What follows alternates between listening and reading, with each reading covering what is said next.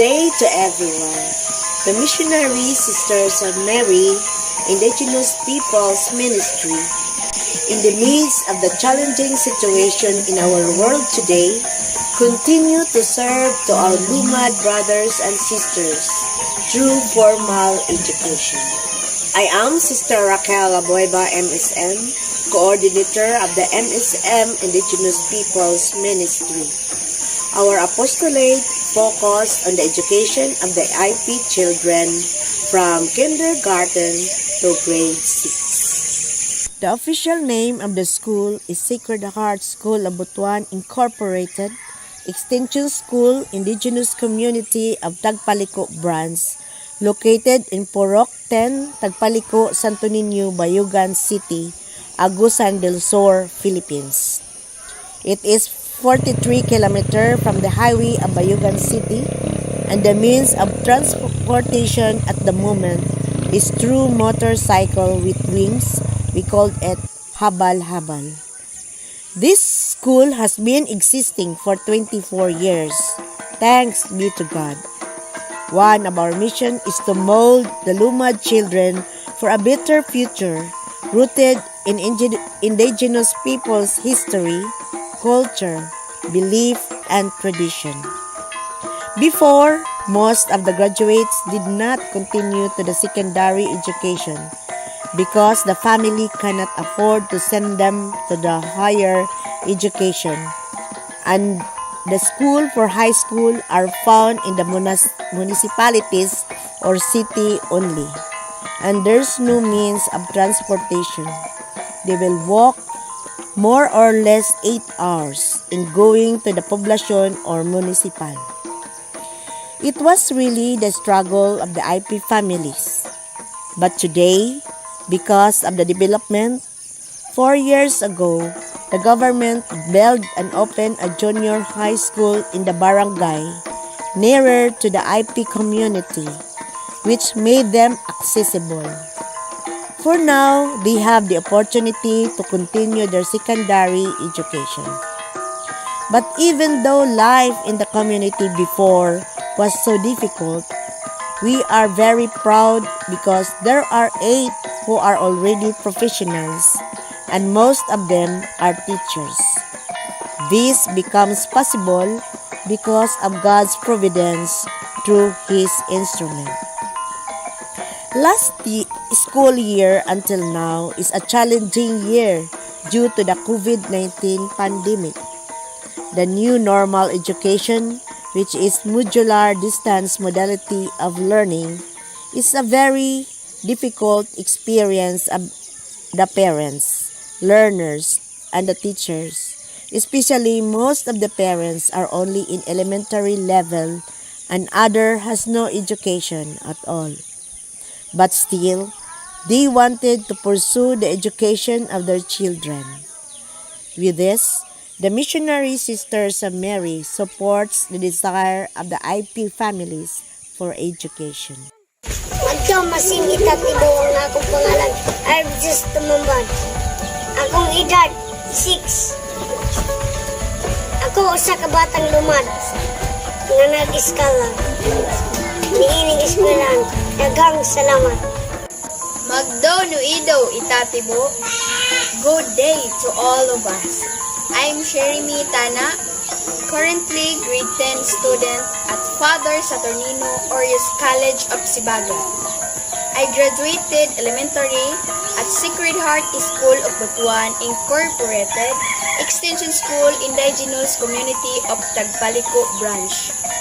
Formerly, Orius Tagpaliko Elementary School, Batch 2017-2018.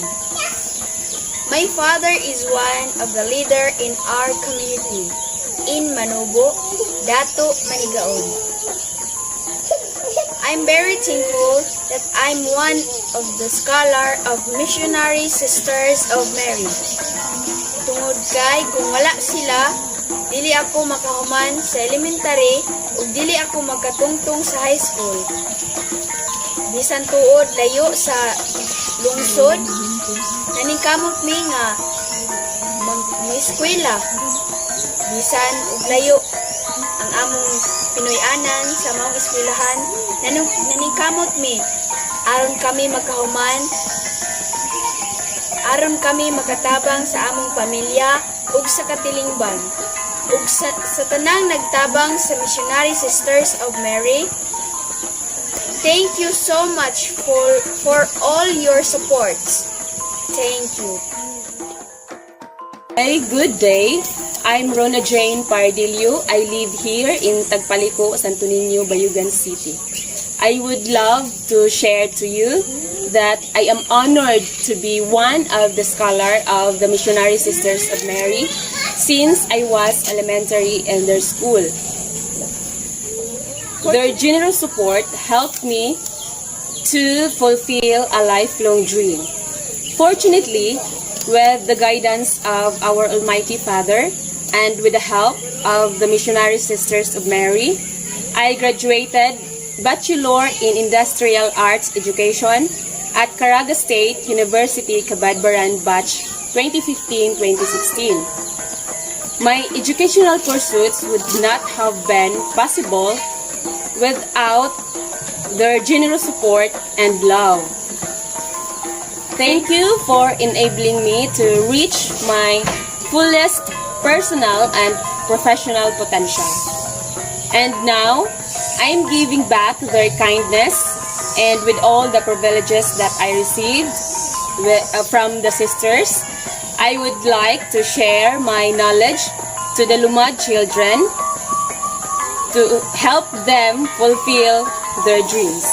Thank you and God bless us all. As a coordinator of this ministry, it is a great challenge on how to improve our school because the Department of Education or DepEd recommended us on their monitoring and visits. They recommended that building will be repaired because the foundation are already weak and dangerous to the pupils, and it is not conducive for learning for the learners because of lack of ventilation.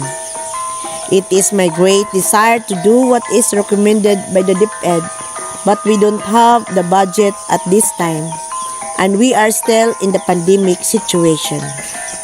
I pray to God that it will be realized for the sake of the Lumad children's education. We have activities during the pandemic like feeding program for the children every Sunday, distribution of groceries and rice to the families. This pandemic time is a time of community reflections that they come up with a great desire to belong to a church. Most of the families of the IP and non-IP requested us to build a Roman Catholic chapel.